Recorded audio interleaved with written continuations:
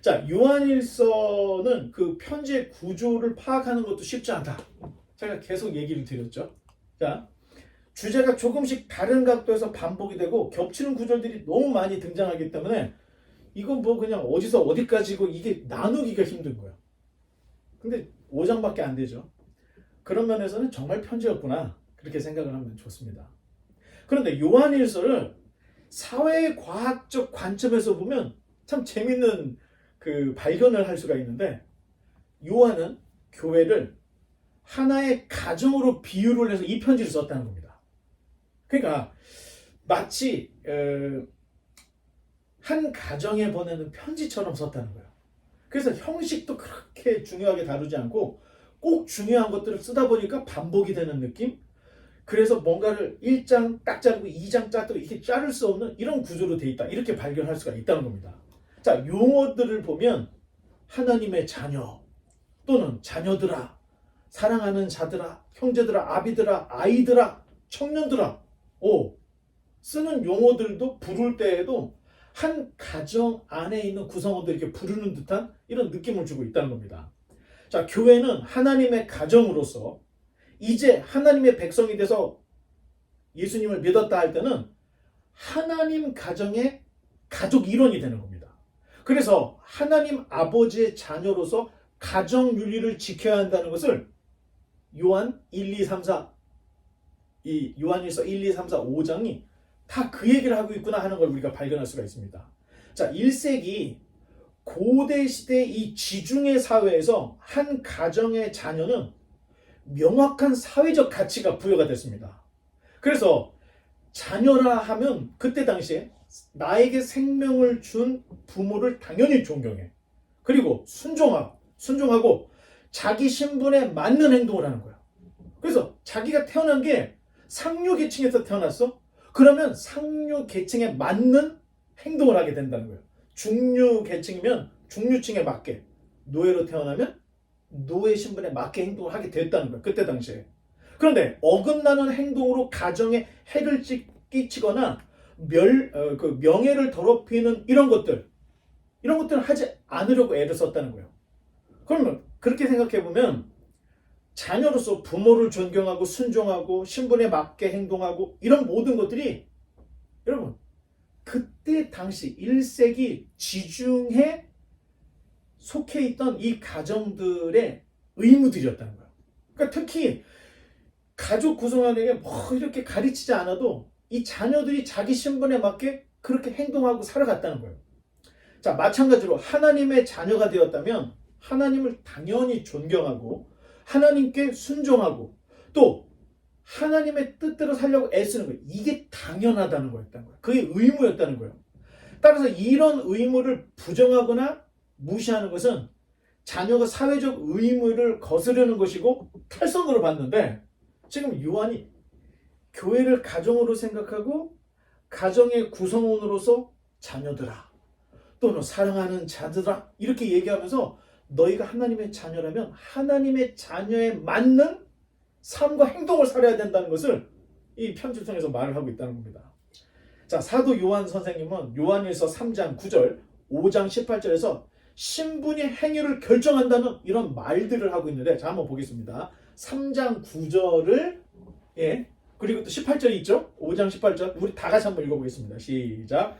하나님께로부터 난 자마다 죄를 짓지 아니하나니 이는 하나님의 씨가 그의 속에 거함이요 그도 범죄하지 못하는 것은 하나님께로부터 났음이라. 5장 18절 시작. 하나님께로부터 난 자는 다 범죄하지 아니하는 줄 우리가 아노라. 하나님께로부터 나신 자가 그를 지키심에 악한 자가 그를 만지지도 못하느니라. 자, 하나님의 가정의 자녀라면 당연히 하나님을 경외해야 돼. 그리고 말씀을 지켜야 돼.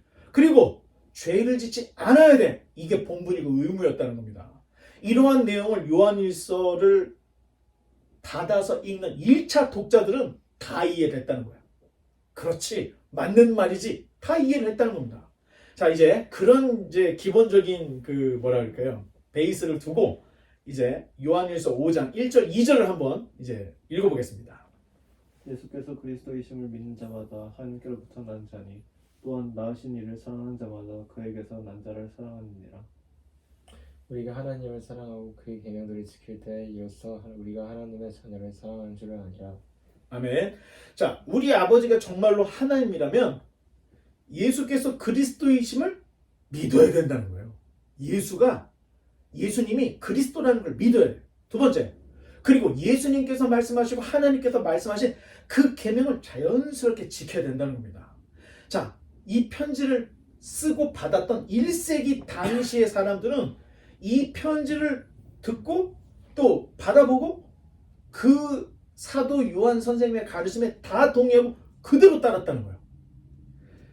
자, 그 의무는 오늘날 제2차 수신자가 되는 저와 여러분이 이 편지를 읽을 때도 동일하게 적용이 된다는 겁니다. 내가 하나님의 자녀다 할 때는 하나님 자녀의 신분에 맞는 행동을 하고 당연히 하나님을 존경하고 또 하나님께서 우리에게 하신 말씀을 그대로 지켜나가야 되는 거예요. 자, 이런 것들을 1절, 2절을 통해서 강조를 하고 있고 또 3절로 넘어가 보겠습니다. 하나님을 사랑하는 것은 이것이니 우리가 그의 계명들을 지키는 것이라. 그의 계명들은 무거운 것이 아니로다. 아멘. 감사합니다. 자, 우리가 사랑한다 할 때는 자, 여러분 이게 콩깍지가 쓰여진다 그러잖아요. 뭐 연인으로 비유를 하면은 둘이 서로가 탁 만나가지고 사겨. 자, 사랑할 때 상대방의 장점들만 사랑하는 겁니까? 아니면 장점과 단점을 다 포함해서 그 사람을 사랑하는 겁니까?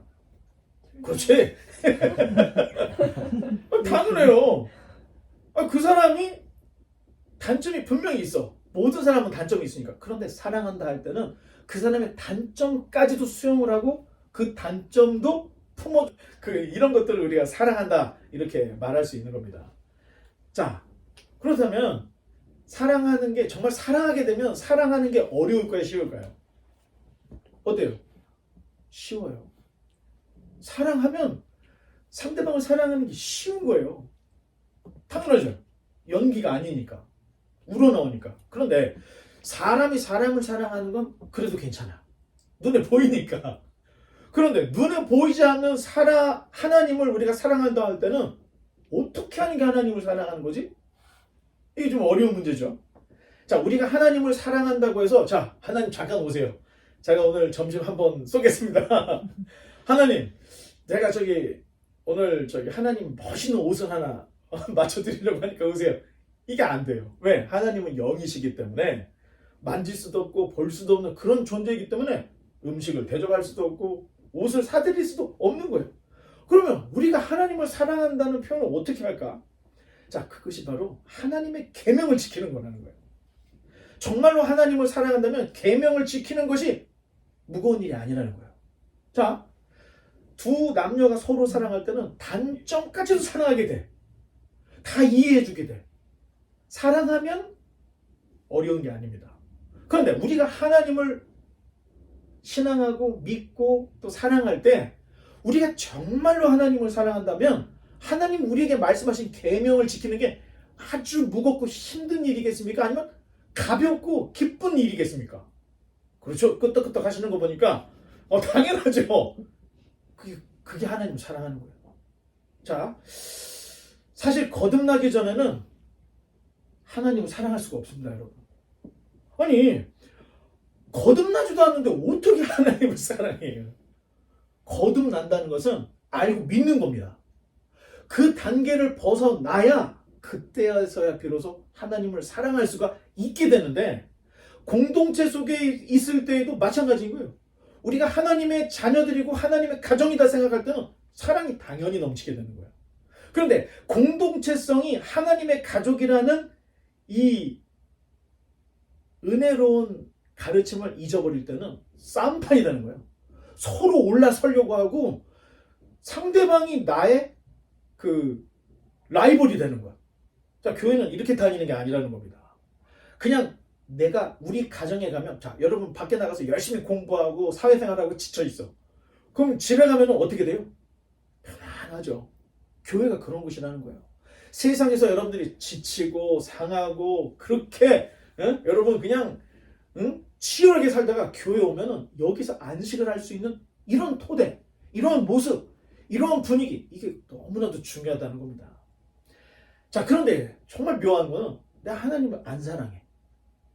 그런데 공동체 한 번도 안 빠져. 자, 이거 진짜 애매한 겁니다. 자, 이런 사람들은 다른 목적이 있는 거예요. 자, 예수님 시대 바리새인 사두개인도 하나님을 사랑했습니까? 안 사랑했습니까? 예수님이 말씀하신 거에 보면 사랑한 게 아니에요. 그럼 그 사람들은 왜 그렇게 종교적인 열심을 했는가? 종교 국가였으니까, 종교 사회였으니까 다른 사람보다 지나치게 열심히, 사도 바울처럼 지나치게 열심을 내면 인정을 받게 되는 거예요. 그러니까 자기의 다른 목적이 있는 거야. 그러니까 더 열심히 율법을 지키려고 하고, 누가 율법을 안 지키면 막 정죄까지 하는 거야. 그래야 내가 올라가니까. 교회는 이런 모습이 아니라는 거야. 자, 거봐. 재치기까지 나와요. 자, 여러분들이 이런 걸 생각하면 교회에 대한 생각, 교회는 어떤 곳이라는가, 이런 것들을 여러분들이 생각하고 이런 교회를 자꾸 만들어 나가야 되는 겁니다. 누가 교회를 안 나와서, 너 왜 안 나와서, 이거 아니에요. 그거 얼마나 힘들면 교회를 못 나왔을까. 자, 설교 시간에 좀 졸아. 그러면 너 왜 졸니? 이게 아니고 얼마나 힘들었으면 이렇게 앉아서 졸을까. 뭐 이렇게 이해해주는 4절로 5절의 말씀을 또 보겠습니다. For every child of God defeats this evil world, and we achieve this victory through our faith. 예수께서 하나님의 아들이심을 믿는 자가 아니면 세상을 이기는 자가 누구냐? 아멘. 감사합니다. 제 선배가 그런 얘기 하더라고요. 자기는 설교를 한 50분을 하는데 누가 자면 절대 안 깨운대요. 그 선배님이. 그러면 세상에서 얼마나 힘들었으면 교회에서 자겠냐고 그냥 내비둔대요. 또 교회 와서 어떤 사람들은 너는 왜 와가지고 매일 먹기만 하고 일은 안 하냐? 요즘 기성 세대들이 이 청년들을 보고 하는 얘기예요. 너무 비싸죠. 근데 이 목사님, 이 선배님은 자기네 교회 와서 내가 봉사하겠습니다. 자기가 하겠다고 하지 않는 이상 뭐 한번 해보겠습니까? 하고 물어보지도 않는다는 거예요. 그냥 자기가 어느 정도 되면 내가 한번 일해보고 싶은 마음이 있어서 일하겠습니다 하면 일을 시켜주지만 강제적으로 당신은 뭐 일을 안 시킨다는 거예요. 교회가 일하는 곳이 아닌데 마치 성도들이 교회 와서 너무 바쁜 거야. 아니 심지어는 예배 시간에 예배도 못 드려. 설교하다가 막 뛰어나가. 그러니까 식당에 가서 지금 불을 켜고 성도들 밥 먹을 거 막 준비해야 되니까 그거 좀 늦게 먹으면 어떤다고 예배도 못 드리는 거예요. 자, 그런 걸 생각해서 여러분, 제가 좀 여러분들 좀 편안하게 해주려고 하니까 여러분 교회 나오는 걸 너무 부담스럽지 않게 생각을 하면 좋을 것 같습니다. 자, 세상은 우리로 하여금 못 믿게 해요. 네가 믿는 것은 소설에 불과해. 이렇게 얘기하죠. 또 절대자는 허상이야. 이렇게 얘기해요. 오늘날 종교를 가는 거는 정말로 미개한 거야. 지금 점점 세상이 이렇게 가고 있죠. 자, 그럼에도 불구하고 우리가 끝까지 믿는 것이 바로 세상을 이기는 거다. 요한 선생님이 이런 얘기를 하고 있습니다. 당시에 교회를 다녀. 예수님을 믿어. 그러면 체포 대상이 되는 거예요. 사자밥도 되고 감옥에도 끌려가고 사랑스러운 내 가정이 해체가 되는 거야. 뿔뿔이 흩어져서. 그럼에도 불구하고 끝까지 믿어. 끝까지 믿는 것이 사도 요한 선생님은 이게 이기는 거다. 이런 얘기를 해요. 예수님도 결국에는 죽음으로 세상을 이겼던 것처럼 너희들이 고난받는 거, 그래도 끝까지 신앙을 저버리지 않는 거, 이게 바로 이기는 거야. 자, 이런 이야기를 해주는 있는 겁니다. 자, 6절로 8절을 또 계속 읽어보겠습니다. 이는 물과 피로 임하신 이시니 곧 예수 그리스도시라. 물로만 아니요 물과 피로 임하셨고 증언하는 이는 성령이시니 성령은 진리니라. 증언하는 이가 셋이니 성령과 물과 피랑 또한 이 셋은 합하여 하나입니다. 자, 예수 그리스도의 공식적인 사역의 시작이 세례입니다, 여러분. 자, 예수님께서는 이 땅에 오시기 전 하나님이셨습니까? 아니었습니까? 이 땅에 오기 전 하나님이셨어요. 그리고 메시아 그리스도로서 이 땅에 오시기 위해서 성령으로 잉태됐어. 그러면 세상에 아직 안 넣은 거야. 마리아 뱃속에 있었던 거야. 잉태된. 자, 그때도 하나님이었습니까? 아니었습니까? 하나님. 탄생해서 응애응애 하고 있어. 하나님이 아니에요. 하나님이에요. 또 영아, 유아, 유치, 유년, 초등, 청소년기를 지날 때 그때는 하나님 아니었습니까? 아니에요. 그때도 하나님이셨습니다.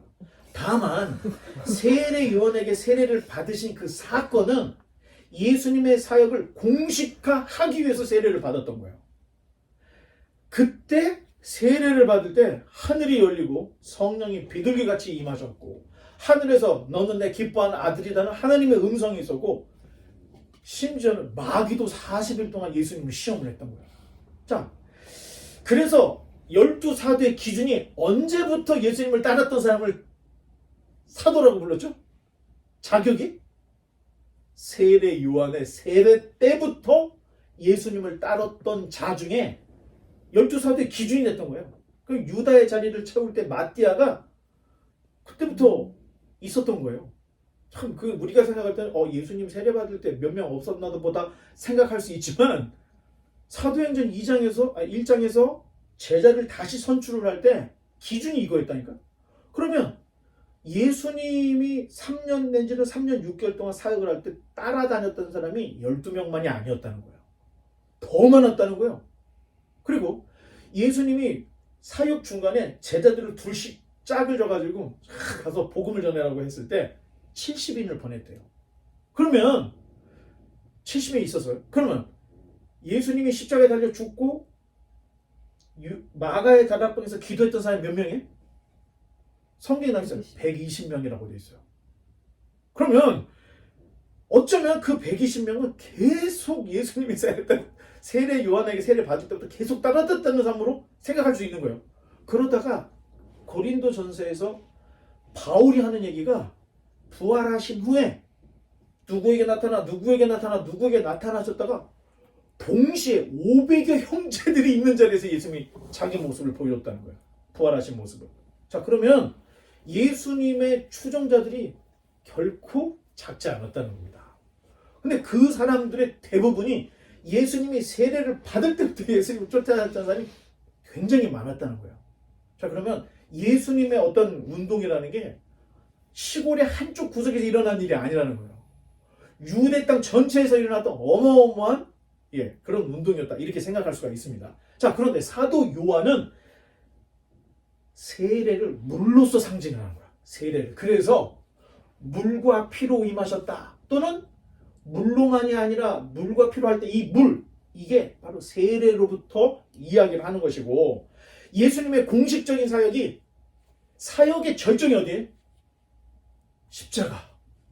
십자가에서 이 모든 구원 이 사역을 완성을 시키고 딱 맞춰지는데 마찬가지로 요한은 물과 피라고 했죠. 이 피가 바로 십자가에서 흘리신 그 속죄의 피를 의미합니다. 자, 사도 요한 선생님은 예수님의 십자가 사건을 피로, 세례받은 건 물로, 그리고 이것들을 증거하시는 분이 누구야? 성령이시다. 이런 얘기를 해주고 있어요. 굉장히 지금 말을 좀 굉장히 함축적으로 하고 있고 굉장히 상징적으로 이야기를 하고 있는 것을 볼 수 있는데 그때 당시 사람들은 이 말을 다 알아들었다는 거예요. 이걸 제가 여러분들에게 그렇지, 좋았어. 이거 물은 세기가 아니고 세례죠. 오타, 피, 십자가, 성령은 증언 이런 것들을 제가 이렇게 설명을 하지 않아도 그때 당시 사람들은 다 알아들었다는 거예요. 1세기 요한 1서를 받았던 독자들은. 자, 이제 9절로 10절의 말씀으로 또 계속 넘어가겠습니다. 만일 우리가 사람들의 증언을 받을진대 하나님의 증거는 더욱 크도다. 하나님의 증거는 이것이니 그의 아들에 대하여 증언하신 것이니라. All who believe in the Son of God know in their hearts that this testimony is true. Those who don't believe this are actually calling God a liar because they don't believe what God has testified about His Son. 아멘. 감사합니다. 자, 아마 하나님이 만약에 기분이 나쁘셨다 할 때에는 가장 기분 나쁜 것 중에 하나가 세상에 하나님을 믿지 않았을 때, 그때 아마 하나님이 제일 기분이 나쁘고 속상하지 않았을까. 지금도 그거 부분에 하나님이 속상하지 않으실까 이런 생각을 합니다. 하나님께서 세상을 이처럼 사랑하사 자기 독생자를 아끼지 않고 주시기까지 했는데, 아니 세상 사람들이 눈으로 보고도 아까 얘기했죠. 이 정도의 규모의 예수 운동이었다면 모르는 사람이 없었을 거라는 거예요. 그럼에도 불구하고 믿지도 않는 거야. 그리고 오히려 무시를 하고 멸시를 하고 기독교인들을 박해하고 오히려 기독교인들이 뭐라고 해? 성령의 충만을 받아서 막 그러니까 세술에 취했나 보다 이랬잖아. 거짓말하고 조롱을 하고 거짓말쟁이로 만드는 거예요. 술 주정꾼으로 만드는 거예요. 기독교인들을. 야, 이런 걸 볼 때 하나님이 정말로 기분이 나쁘셨을 거다. 우리가 생각할 수가 있습니다. 사실 세상에 하나님을 멸시하고 무시하는 건 당연한 일입니다. 왜? 믿지 않으니까. 자기 백성이 아니기 때문에, 하나님 백성이 아니기 때문에 안 믿고 멸시하고 무시하고 거짓말쟁이로 그렇게 할 수 있습니다. 그런데 문제는 하나님 백성이 하나님을 멸시해. 하나님 백성이 아버지를 무시해. 자, 이렇게 된다면 굉장히 심각한 거라는 겁니다. 저는 그런 적 없습니다. 여러분들의 얼굴 표정이 저 그런 적이 없는데 다 지금 그 표정. 제가 언제 하나님을 멸시했다고 그렇습니까? 목사님. 자, 이런 표정을 지금 짓고 있는데 아마 여러분 마음에 난 절대로 하나님을 멸시하거나 무시한, 왜 이렇게 오늘 많이 흘려? 자, 멸시하거나 무시한 일이 없을 거다. 자, 여러분들 그렇게 생각할 겁니다. 근데 여러분, 논리적으로 이제 한번 잘 생각해 보세요. 자기 자신을. 하나님이 저와 여러분들에게 가장 직접적으로 주신 게 있어요. 가장 직접적으로 주신 게 있는데 그게 뭘까요? 예? 맞습니다. 성경입니다. 하나님은 자기 자신을 드러내기 위한 계시로 말씀을 주셨어요. 그리고 혹시라도 우리가 못 알아들을까봐 인간의 언어를 주셨어요. 무슨 뭐 천국 언어, 얼토당토하는 외계인 언어 이런 걸로 주신 게 아니고 우리가 알아들을 수 있는 우리 언어로 자기 자신을 드러내는 계시의 말씀을 주셨다는 거예요. 자, 이 안에 창조, 타락, 구원, 심판의 이야기가 있고 하나님 품으로 가는 길, 하나님께 나아가는 방법이 이 안에 다 들어있는 거예요. 그러니 성경을 되도록 정확하게 읽고 바르게 이해하는 것은 하나님 백성, 자녀로서는 당연히 해야 할 바라는 거예요. 자, 하나님의 마음을 알기 위해서는 뭐를 읽어야 된다고 했죠? 구약 성경을 읽어야 됩니다. 그러면 하나님의 사랑을 알려면 뭐를 읽어야 될까요? 신약 성경을 읽어야 됩니다. 그래야 제대로 믿고 그 말씀대로 살 수가 있는 거예요. 자, 이 정도는 해야 하나님의 사랑에 내가 응답, 리스폰을 하는 거예요. 그때야 비로소 이제 하나님을 사랑할 수 있습니다. 왜? 구약에서 펄쩍펄쩍 뛰시고 그 애타하시는 하나님을 알아. 신약을 통해서 우리를 얼마나 사랑하신지 알아. 여러분, 이 두 가지를 알아야 내가 하나님을 사랑합니다 라고 말할 수가 있는 거예요. 여러분, 구약 성경 어디를 쳐다봐도 내가 하나님을 사랑합니다 하는 사람은 두 명밖에 없어. 모세, 너는 마음과 힘과 뜻을 다해서 너희 주 하나님을 사랑하라고 얘기를 했어.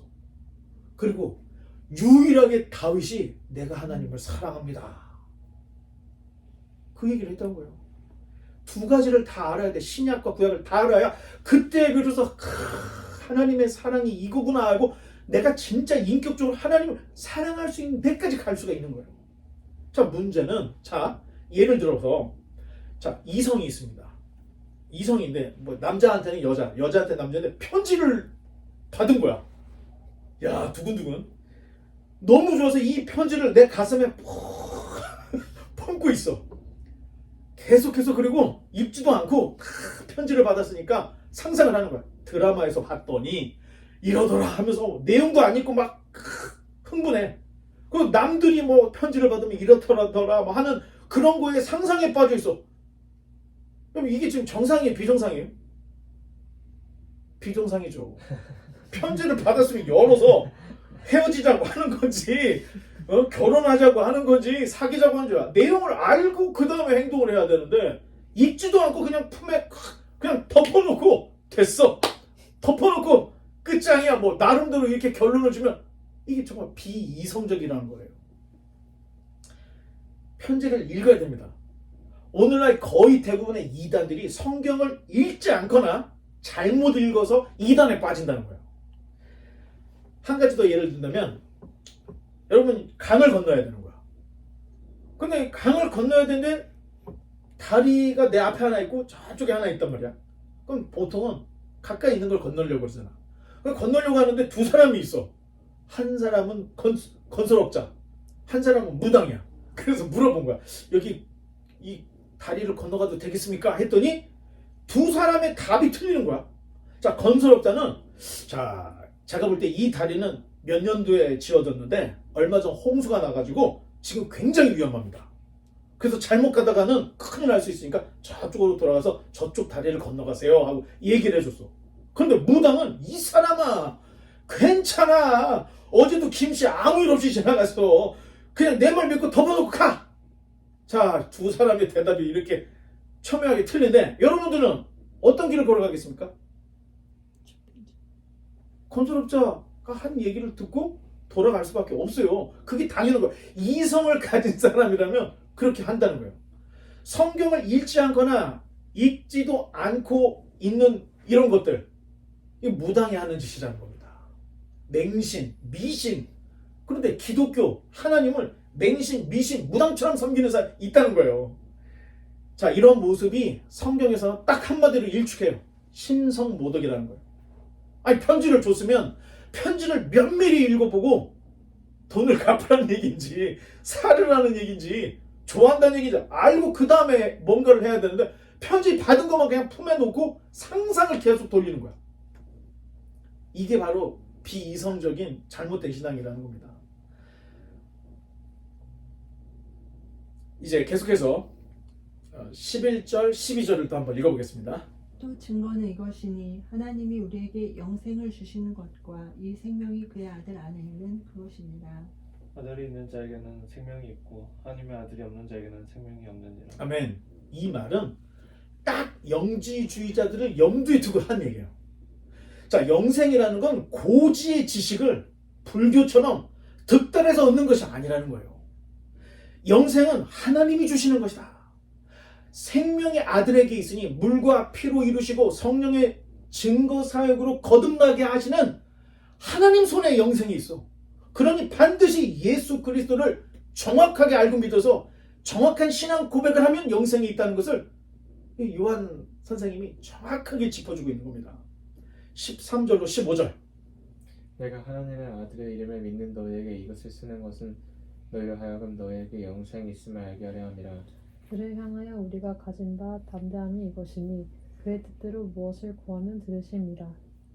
Since we know he hears us when we make our requests, we also know that he will give us what we ask for.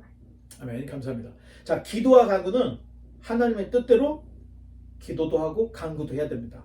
다만 오늘 본문에 무엇이든지 구한다 이런 얘기가 있어서 다 구해도 되나 보다. 아닙니다. 이 말에 오해 소지가 조금 있어서 풀어준다면 여기에서 무엇이든지 구하는 것은 하나님의 자녀로서 무엇이든 구하는 걸 이야기하는 거지 세상 사람들이 이야기하는 것처럼 육신의 종료, 안목의 종료, 이생의 자랑을 위해서 구하는 거. 갑자기 여러분 복권 사놓고 이 복권 되게 달라고 금식하고 기도하는 이런 것들은 기독교인으로 하나님의 자녀로서 옳지 않다는 거예요. 아니 공부 하나도 안 해. 노력도 하나도 안 해. A학 좀 주십시오. 그게 A학 좀 보면 그게 저주가 되는 거예요. 아니, 노력을 안 하는데 됐으니 공부하겠습니까? 자, 이런 것들을 생각을 해서 해야 되는데 예수님도 기도란 이렇게 얘기를 했는데 주기도문에서 뜻이 하늘에서 이룬 것 같이 땅에서도 이루어지리라 이렇게 기도하라고 예수님이 말씀을 해줬던 거예요. 그러니 자기 소원, 자기 성취를 위한 기도는 멈춰야 되고 이제 탐심에 이끌리는 정욕에 이끌리는 기도 이런 것들을 피해야 되는데 성경에도 딱 얘기하죠. 탐심은 곧 우상숭배라고 얘기를 하고 있어요. 성경도. 자, 여러분들 이런 것들을 좀 피해서 하나님 뜻에 맞고 여러분들이 성경을 보면 이성적으로 또는 이 기독교인으로서 내가 구할 거하고 구하지 말을 거 구분을 할 수 있을 이 정도까지는 가야 된다는 거예요. 자, 16, 17절.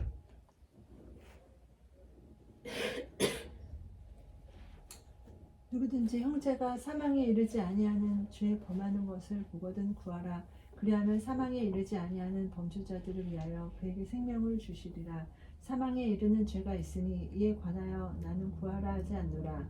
모든 불의가 죄로 될 사망에 이르지 아니하는 죄도 있도다. 아멘. 감사합니다. 사망에 이르는 죄가 있고 사망에 이르지 않는 죄가 있다는 거예요. 자, 이제 좀 설명을 해보면 여러분 만인 제사장이라는 게 있어요. 만인 제사장설. 이게 뭐냐면 자, 제사장이 뭐라 그랬죠? 응? 제사장? 제사장이 뭐라 그랬어요? 하나님께 나아가는 통로. 선지자는 하나님 백성에게 다가오시는 통로야. 그럼 만인 제사장은 옛날에는 제사장이 될 수 있는 사람들만 제사장이 될 수가 있었던 거야.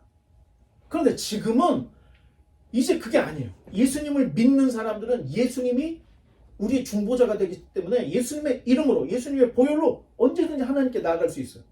그래서 누구나 하나님께 나아갈 수 있다는 의미에서 만인 제사장 이론이 있습니다. 그런데 너무 비슷한데 만인 구원론이 있습니다. 만인 구원론. 이거는 모든 사람이 결국에는 다 구원을 받는다는 의미예요.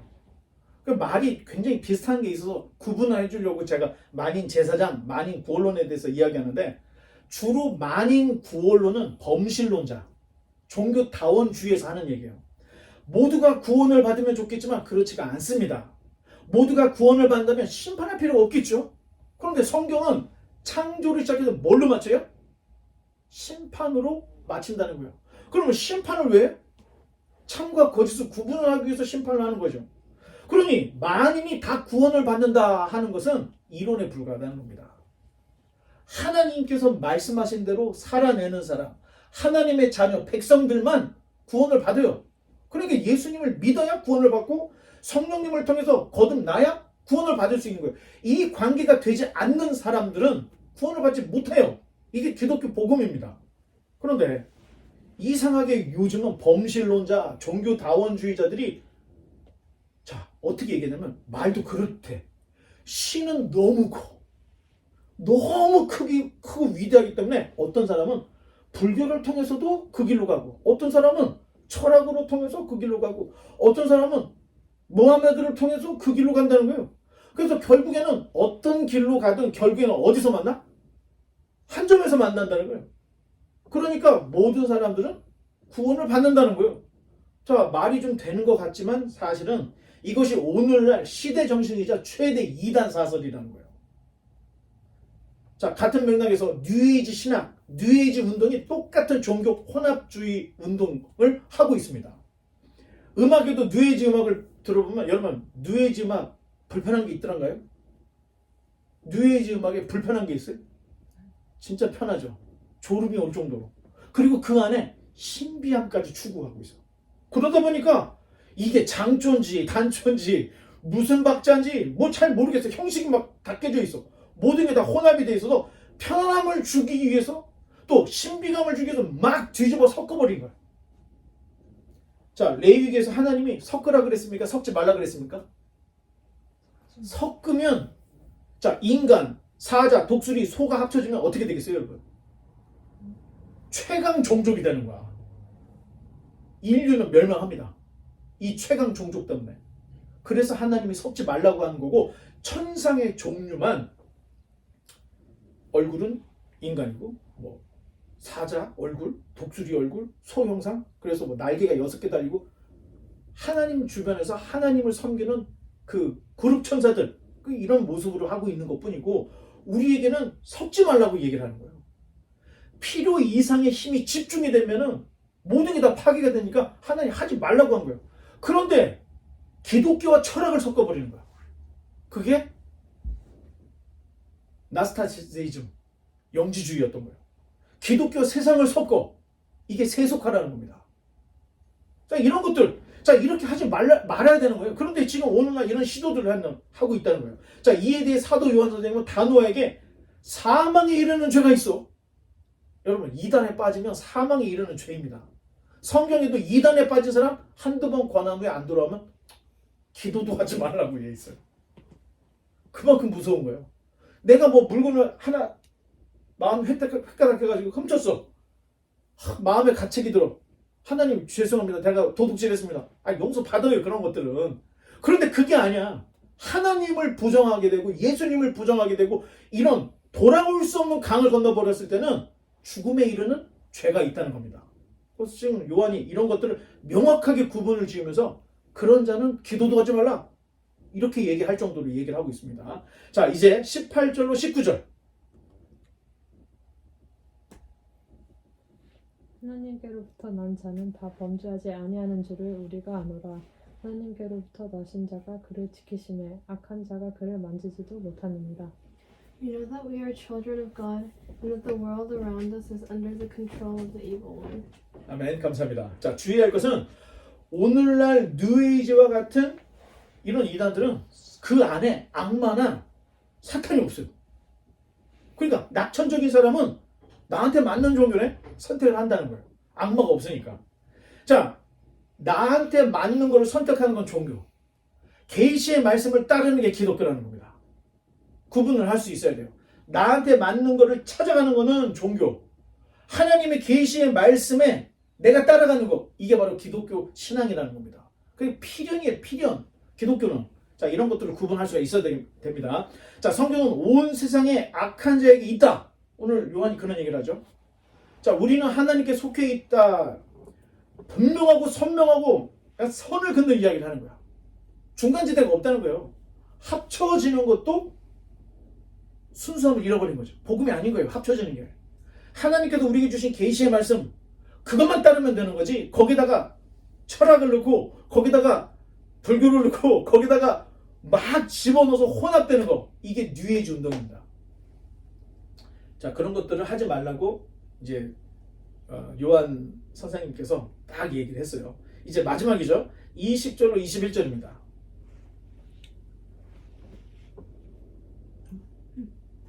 또 아는 것은 하나님의 아들이 이르러 우리에게 지각을 주사 우리로 참된 자를 알게 하신 것과 또한 우리가 참된 자 곧 그의 아들 예수 그리스도 안에 있는 것이니 그는 참 하나님이시오 영생이시라. 다 같이 자녀들아 너희 자신을 지켜 우상에게서 멀리하라. 아멘. 자, 사탄, 옛 뱀이라고 하는 마귀는 절대로 가만히 있지 않습니다. 할 수만 있으면 어떻게든, 아니 진짜 몇 안 돼.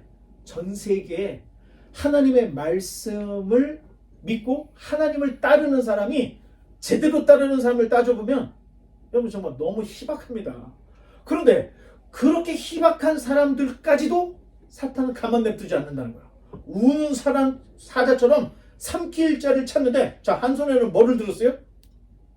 핍박. 한 손에는 뭐를 들었다 그랬어요? 유혹.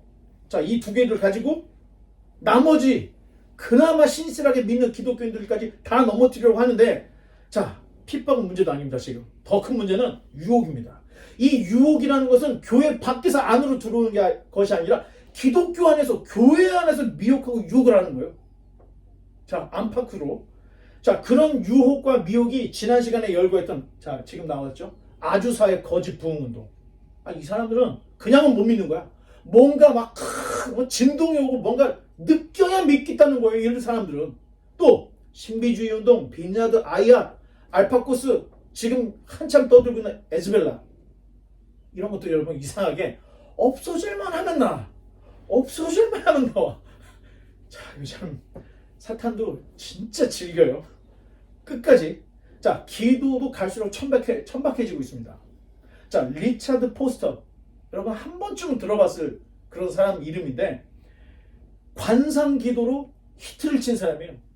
자, 유사한 주제들이 하나님의 임재 연습, 응답받는 기도, 여러분 이런 것들 우리 귀를 자극할 만한 주제들인 거죠.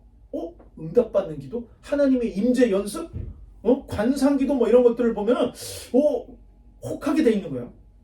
자, 관상 기도는 뭐냐면은 기도할 때 마음을 다 비우는 거야. 조용하게 눈을 감고 마음에 있는 걸 다 비워. 그리고 기도도 되게 간단해, 짧아. 그걸 계속 읊조리는 거야. 하나님을 사랑합니다, 하나님을 사랑합니다, 하나님을 사랑합니다, 계속. 자, 그렇게 깊은 이 명상에 들어가면 자기 자신이 수동 상태에 빠진다는 거예요. 그때 하나님의 영이 오셔서 내 마음을 터치한다. 자, 이게 관상기도예요.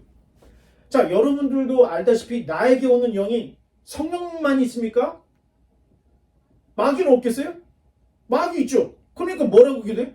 이 기도에는 마귀를 쫓아내는 것이 필수다, 이렇게 가르치는 거예요. 그러니까 계속해서 지금 관상기도 해야죠. 마귀 쫓아야 되죠. 마귀를 또 연구하다 보면 예수님 안 믿은 사람이 죽어서 귀신이 된다 얘기하죠. 가게의 저주도 끊어야 되죠. 결코 성경으로 못 들어보게 한다니까. 성경을 떠들어서 성경에서 하나님이 무슨 말씀했는지를 보지 못하게 자꾸 이교, 사교들이 들어와서 우리로 하여금 하나님에 대해서 계속 멀어지게 하는 거예요. 자, 이런 침묵 기도는 동양 종교, 뉴에이지 사교에서는 명상훈련과 너무 유사해요. 자기들은 아니래. 관상 기도하고 명상훈련은 다르다고 얘기하는데 내나 똑같아요, 여러분. 여러분이 유튜브에 제3의 눈이라고 한번 딱 쳐봐요. 제3의 눈이 똑같은 전철을 밟아요. 탁 앉아가지고 집중을 하고 하면 여기에 제3의 눈이 탁 열린다는 거예요. 제3의 눈이 열리면 영적인 세계가 보인다는 거예요. 그리고 상대방의 마음까지 읽어버리는 독심술도 생긴다. 그걸 유튜브 보면서 훈련하는 사람들이 있다니까요. 그 관상기도나 이런 거 뭐가 틀리나. 이게 진짜 심각합니다. 사도 요한 선생님 마지막 21절에서 아예 그냥 딱 얘기를 해요. 자녀들아, 너희 자신을 지켜 우상에게서 멀리하라. 이렇게 이야기하고 요한 1서를 딱 마치고 있습니다. 여러분, 이 길, 신앙의 길, 하나님의 자녀로 살아가는 이 길은 하나밖에 없어요. 천하인간의 온 천지에 예수 그리스도 외에는 우리에게 구원의 길을 주신 적이 없다는 거예요. 창조주 하나님이. 그런데 그것만 믿고 말씀만 따라가면 되는데 자꾸 뭐 이거 저거 다 시장 보듯이 마트에서 뭐 보듯이 이거 좀 해야지 자꾸 괜히 쓸데없는 데 시간 다 뺏기고 성경은 두꺼운데 내 인생은 짧은데 성경 한번 못 읽고 가는 거야. 읽었다 해도 겨우 그냥 한번 그냥 눈으로 한번 읽고 끝나는 거야. 어떻게 그게 하나님을 사랑한다고 말할 수가 있겠습니까?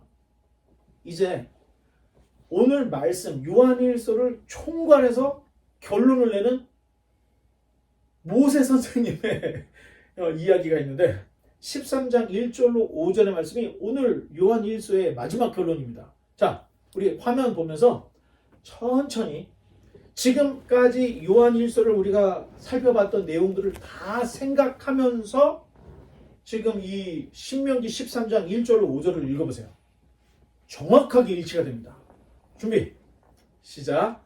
너희 중에 선지자나 꿈꾸는 자가 일어나서 이적과 기사를 내게 보이고 그가 내게 말한 그 이적과 기사가 이루어지고 너희가 알지 못하던 다른 신들을 우리가 따라 섬기자고 할지라도 너는 그 선지자나 꿈꾸는 자의 말을 청종하지 말라. 이는 너희의 하나님 여호와께서 너희가 마음을 다하고 뜻을 다하여 너희의 하나님 여호와를 사랑하는 여부를 알려하사 너희를 시험하심이니라. 너희는 너희의 하나님 여호와를 따르며 그를 경외하며 그의 명령을 지키며 그의 목소리를 청종하며 그를 섬기며 그를 의지하며 그런 선지자나 꿈꾸는 자는 죽이라. 이는 그가 너희에게 너희를 애굽 땅에서 인도하여 내시며 종되었던 집에서 속량하신 너희의 하나님 여호와를 배반하게 하려 하며 너희의 하나님 여호와께서 네게 행하라 명하신 도에서 너를 꿰어내려고 말하였음이라. 너는 이같이 하여 너희 중에서 악을 제할지니라. 창세기부터 요한계시록까지 성경은 일목요연합니다. 이거는 구약 때 했더니 우리한테 적응이 안 된다. 이게 다 핑계라는 거예요. 그때로부터 지금까지 이런 꿈꾸는 자, 선지자, 기적, 이적을 따라가지 말라고 계속 얘기를 하고 있다는 거예요. 자, 명확합니다. 이제 기도하고 마치겠습니다.